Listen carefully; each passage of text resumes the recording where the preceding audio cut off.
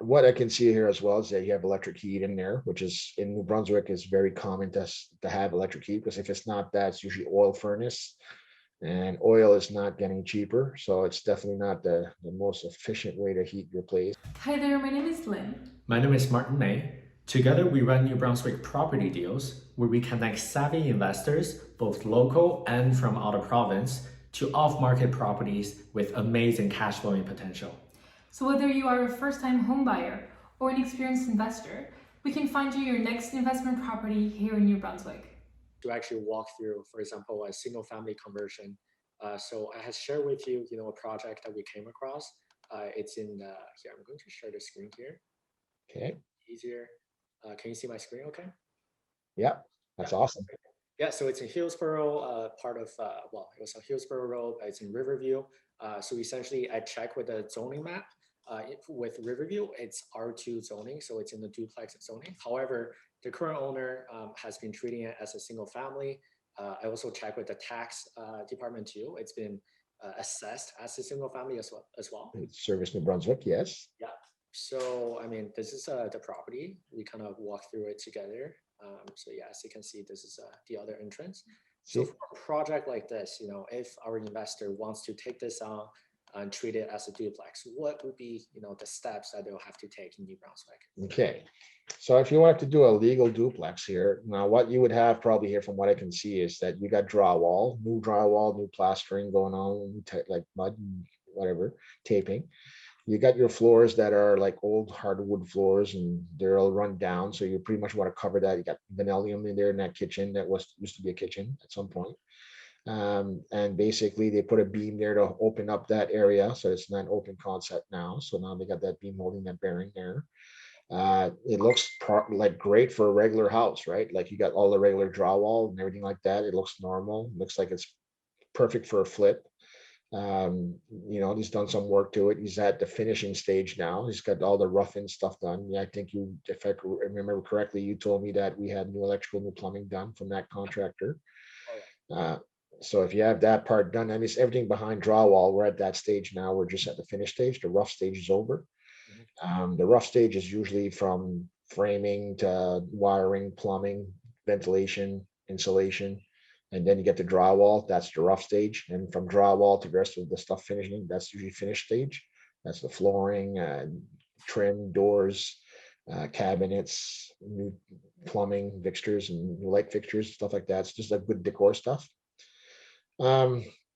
What I can see here as well is that you have electric heat in there, which is in New Brunswick is very common to have electric heat, because if it's not that, it's usually oil furnace, and oil is not getting cheaper. So it's definitely not the most efficient way to heat your place. Now, if you have a heat pump, like basically a hot water system, basically just boils water and it just goes through like a heater registers that run water through them.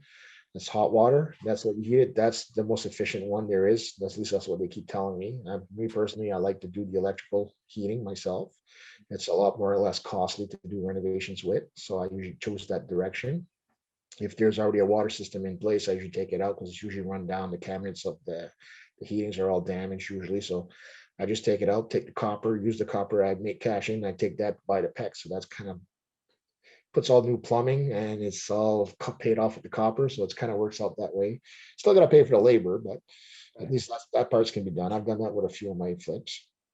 And basically, if you were to convert that to a legal duplex now where there's no separation, like if it's one area where it's all like in one side of the unit, and then you have another unit beside, like that seems like two entrances right there. So they had one going upstairs for an apartment upstairs, and the other door was probably for the down, like the main area.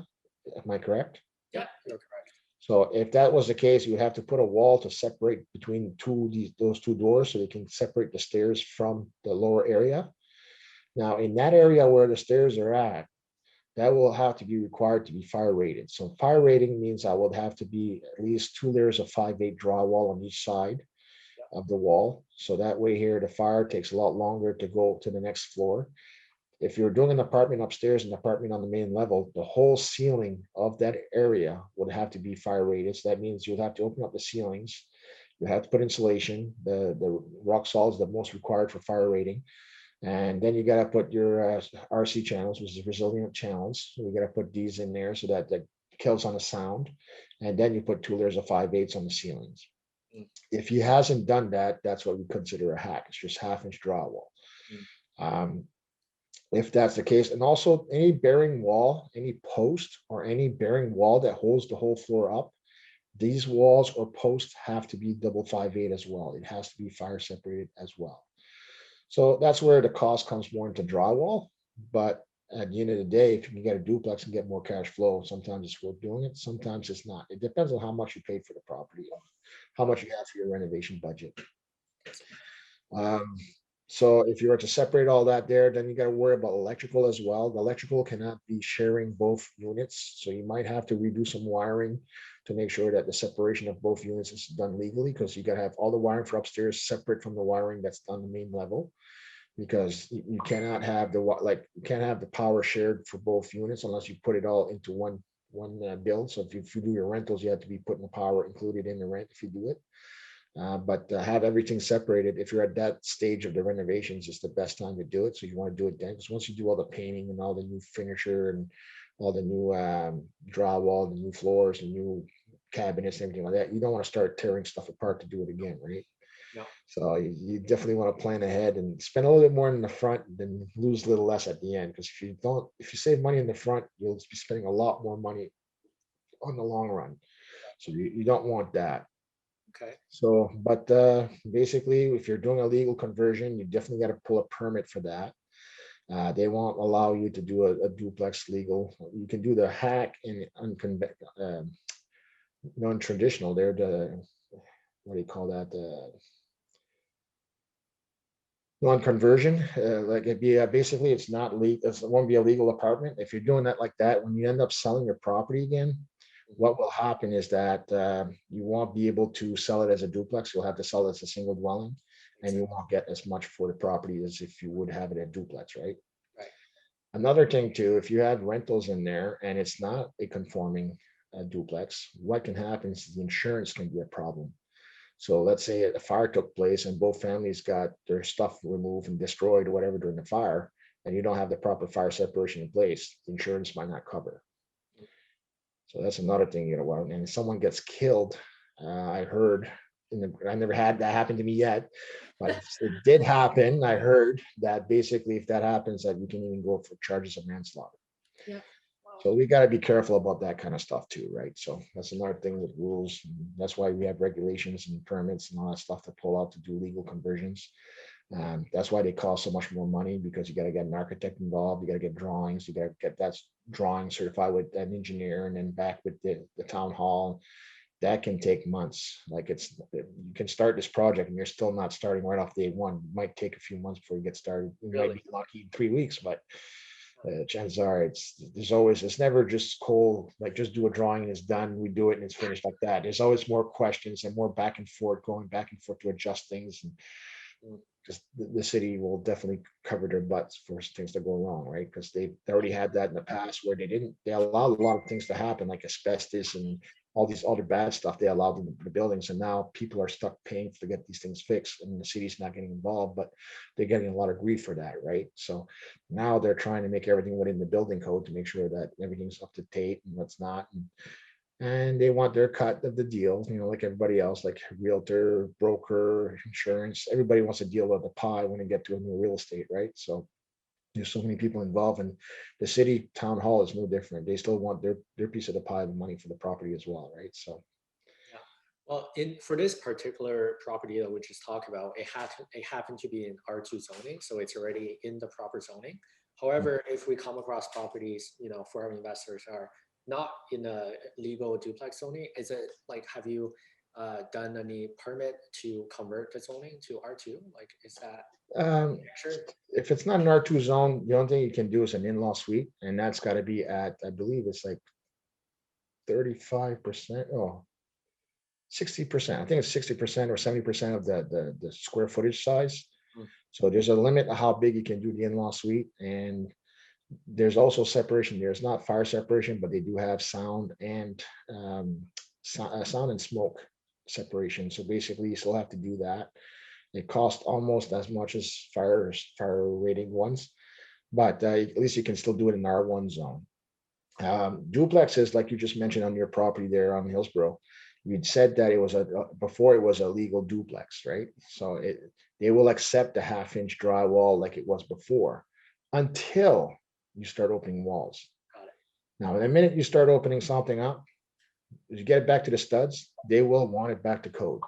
Yeah. Whether it's an R2 from the like what they call grandfather clause, even if it's in there, if you touch it and you start doing renovations to it, they will make you bring it back to code, to today's codes. If you just leave it the way it is and you just do a cosmetic to it, like you just paint it, you just put new flooring and just put new cabinets or whatever, you don't change anything else, they'll allow you to still do the duplex, legal duplex without the fire separation. Now explain that to me. I don't know why they accept it the one way, they don't accept the other way, because it's still gonna burn, whatever it's, if it's, you know what I mean? It is what it is. That this fire separation is just to slow down the fire so that the fire department can get there fast enough to put it to stop before the whole building burns down, right? But sometimes even when that happens, if it's the lower level and it happens there and the structural is infected, whether you save the fire upstairs or not, it's still going to be putting the whole house in jeopardy, right? So you still have to redo it, almost everything again. So uh, again, I could go back and forth with town hall and what they want for permits, but that's why most people don't like pulling permits, is because they make you do things that are a little overkill. But it is what it is. You know, we live in with their municipalities, so we have to do whatever they want us to do. And we can argue with them until we're blue and we'll still not get their way. Whether they're wrong or right, it don't matter. You can't argue with an inspector. They'll tell you what it is and you better do it. If not, they'll shut down the job. Oh, yeah. I had that happen to me twice, so it sucks. And then I got to go back, get drawings and do that. It takes a little time. They'll reinstate the job again, but they want you to pull that permit. But the legal conversion will probably take, if a regular non-conversion could probably take between 2 months to 3 months to do. But if you're going to be going with the legal conversion, you might as well double that time. It's going to be more like 5 to 6 months before it's done. Got And that's by having a proper team in place. If you don't have your proper team in place, like you got your subs all lined up to be one after the other, it's definitely going to be a nightmare. And that's something that I still go through today. You can have the perfect team in place, but sometimes people can't show up because they're too busy at other jobs. And right now we're having a lot of that issue going on. But you still try to pivot and try to find ways to do it. So right now I got all my subs coming in, and if they can't show up, and I step in my crew and I just get into filling the holes, right? So that's one way I can kind of guarantee the project in time. There's always like going to be setbacks no matter what. Like materials right now are starting to do setbacks on projects, so that's something like I've been waiting since September for a set of appliances from Leon's, and I still didn't get it until today. Like it's a pain in the butt, right? Oh, wow. And it's something a contractor has no control over. Like nobody can control that. That's the market. That's what's going on right now for materials. And if you don't have it, you don't have it, right? Like I just went to this weekend. I was doing another project for another investor of mine that's in Cashville Tribe. A very very pleasant guy to work with. Same with him. Like we had to do a new tub, and it's like I had to go get some ABS pipe for the drains for the tub. And sure enough, I went to 3 stores to get it, because the first 2 stores didn't have any in stock. So when I got to the third one, what I did is I just needed one. I ended up buying a dozen. I bought whatever they had left in the store. So I just stocked up and I put it in my garage, and I just keep it for my next projects because I know I'm going to need more of that, right? Good call. Yeah. So it's nice to have extra cash so that you can actually go and stock up on some materials that they're going to be short, right? Sure. So Yeah. No, like definitely a problem we're going through right now, and we're not even summer yet in prime time season. So what's going to happen at prime time season, I don't know. Again, it's like they teach us on Cashflow Tribe. The more prepared you are, the more you can go around it, right? So I'm doing my part right now. That's why I'm super busy these days. I'm just trying to find materials that I usually had always on like that, and now it's like I got to go looking around. So it's taking a lot more of my time now to go do that stuff.